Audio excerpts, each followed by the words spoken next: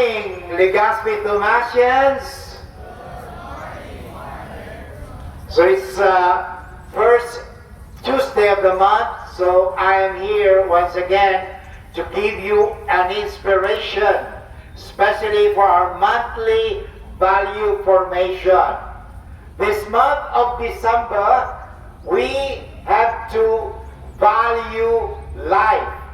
Can I hear you say life? Buhay. Buhay ba kayo? Good. You know, life is a gift of God. Ang buhay ay handog ng Diyos. Kaya may awit, hiram sa Diyos ang aking buhay. Yes, ang buhay natin ay pinahiram sa atin ng Diyos. Hindi natin hiniram sa Diyos. It's a gift. And that's why this December, where we celebrate the birth of Jesus on December 25, we are reminded that God has become like us in all things except sin.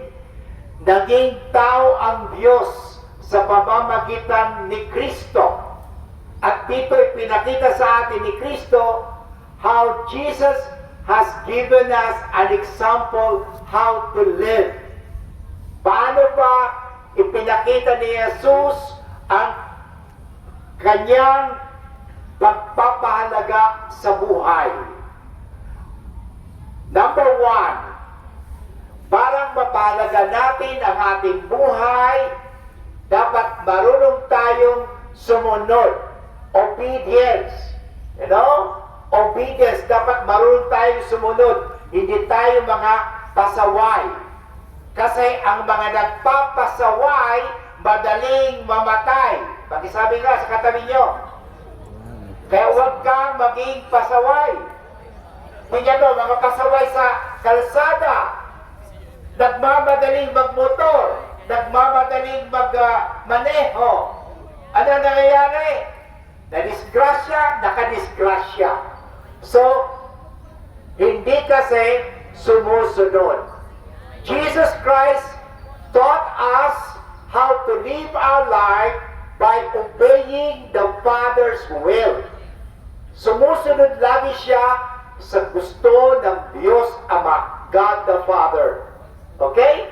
So, if you want to live your life well, okay, always obey what God wants. No? What God wants.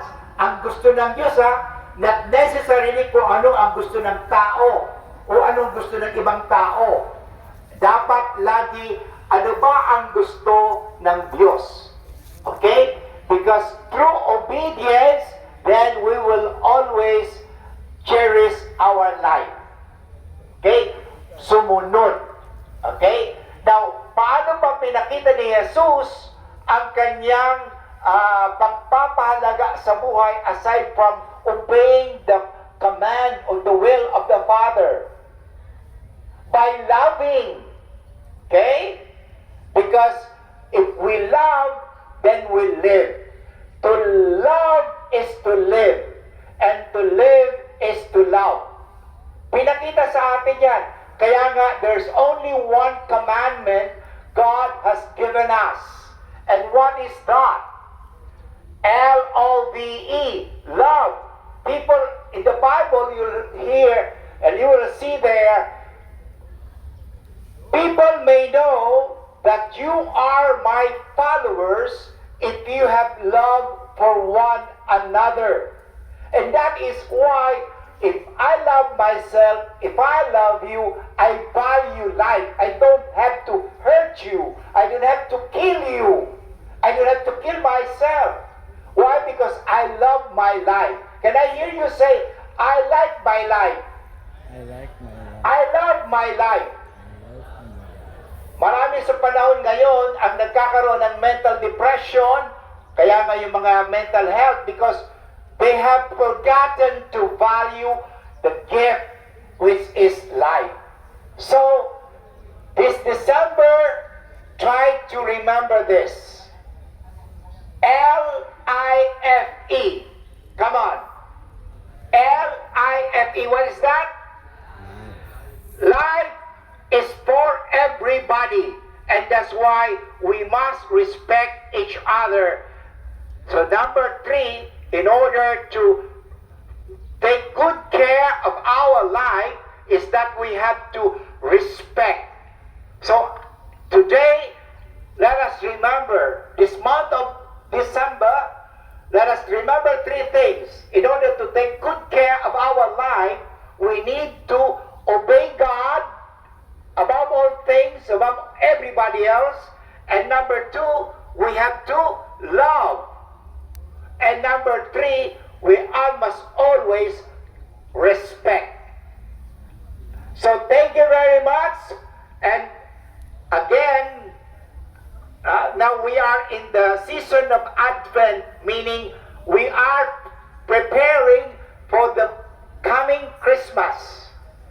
And how do we prepare our Christmas?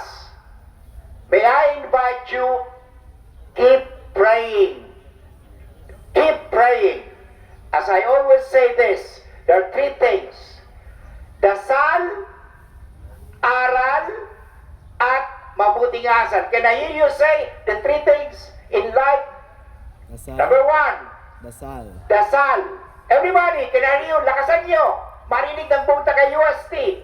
1, 2, 3. Dasal. Pangalawa, Aral. aral. Pangatlo, Mabuting asal. mabuting asal. Kasi iba ang mga ligaspenyong Tomasino na darasal, nag-aaral, at may mga mabuting asal. Good morning everyone and God bless you all.